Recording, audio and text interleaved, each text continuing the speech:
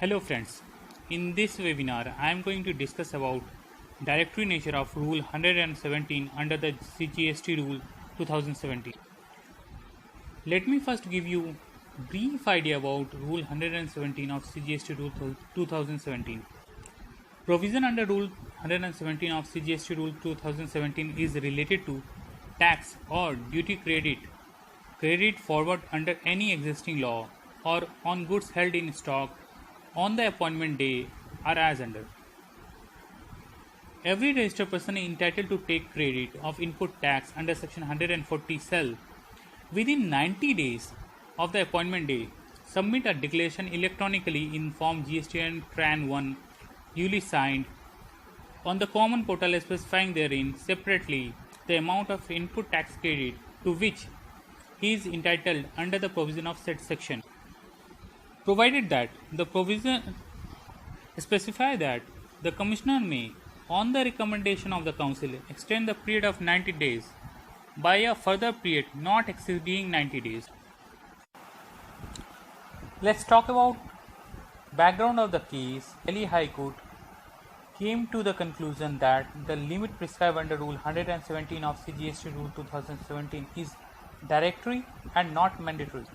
In this case, petitioner was Brand Equity Treaties Limited, Micromax Infotics Limited, Developer Group India Private Limited, Reliance Electric Works.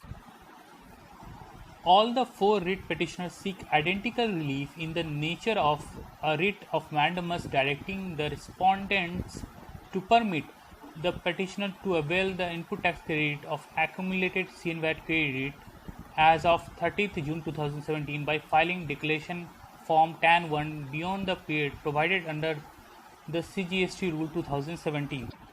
Additionally, petitioner also assails Rule 117 of CGST rules on the grounds that it's arbitrary, unconstitutional and violative of Articles 14 to the extent it imposes a time limit for carrying forward the CNVAT credit to GST regime.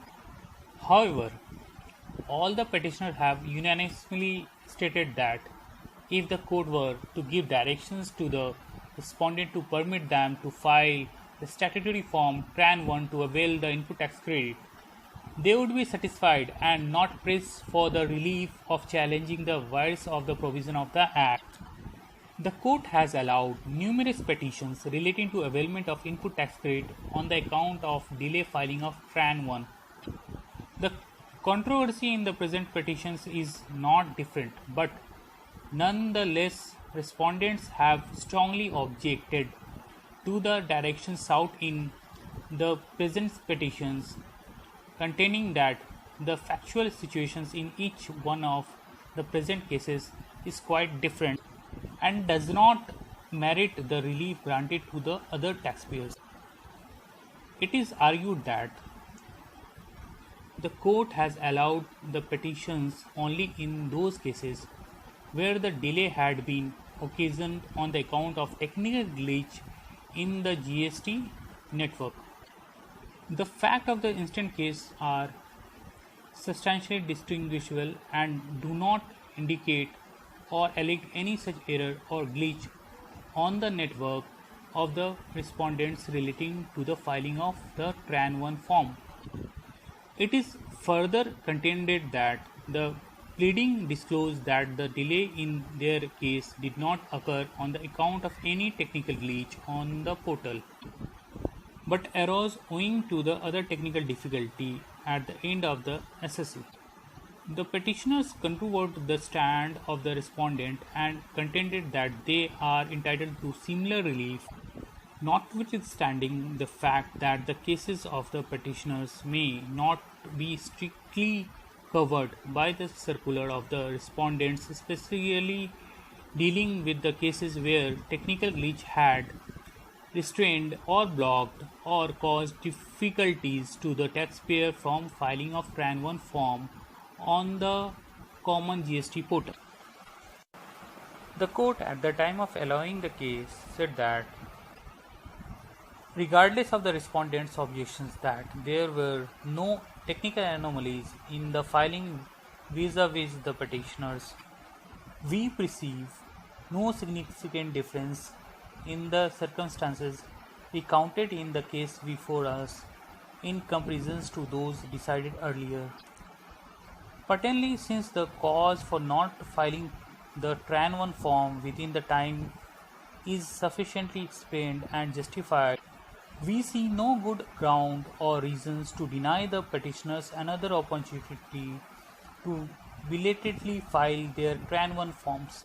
Nevertheless, since the respondent fervently contested the petitions, we permitted the learned counsel to make elaborate submissions as we feel that an authoritative decision is necessary to put the controversy to rest. Thus, this decision exhaustively sets forth our reasons for allowing the petition. The facts of each cases are different. However, since the controversy is identical, it is not necessary to meticulously note the detail of each cases, and it would suffice to take note of only the essential facts of each case. Now let's talk about revenue contentions.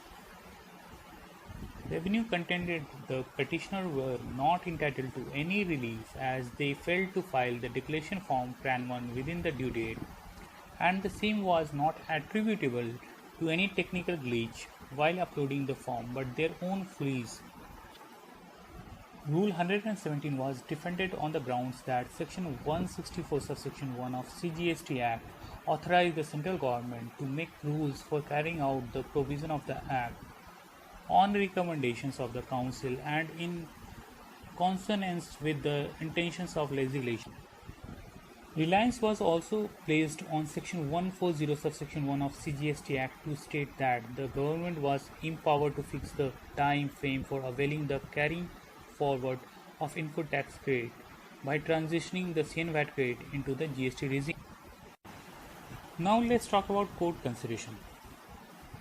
Court considered that after considering the submissions made by the parties, the court noted that on enactment of the GST Act, no mechanism was provided for the refund of the credit that exists, and the only mechanism was for utilization of such credit by migrating the same to the GST regime by way of filing declaration form Tran 1. It further recorded that the manner and procedure for utilizing of such credit was prescribed under Section 140 subsection 1, which enabled registered persons to carry forward CN-VAT credit in the return relating to the period ending with the date immediately preceding the appointment date, which is July 1st, 2017, furnished by him under the existing law.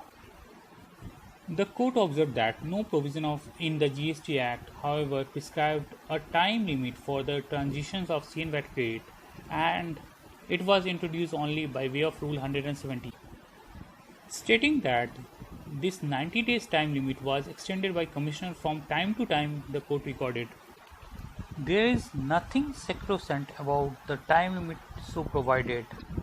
It is not as if the Act completely restricts the transitions of CN-VAT credit in the GST regime by particular date, and there is no rationale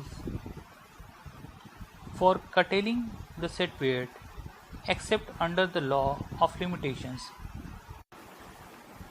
The period of 90 days has no rationale, and as noted above, extension have been granted by the government from time to time, largely on account of its inefficient network."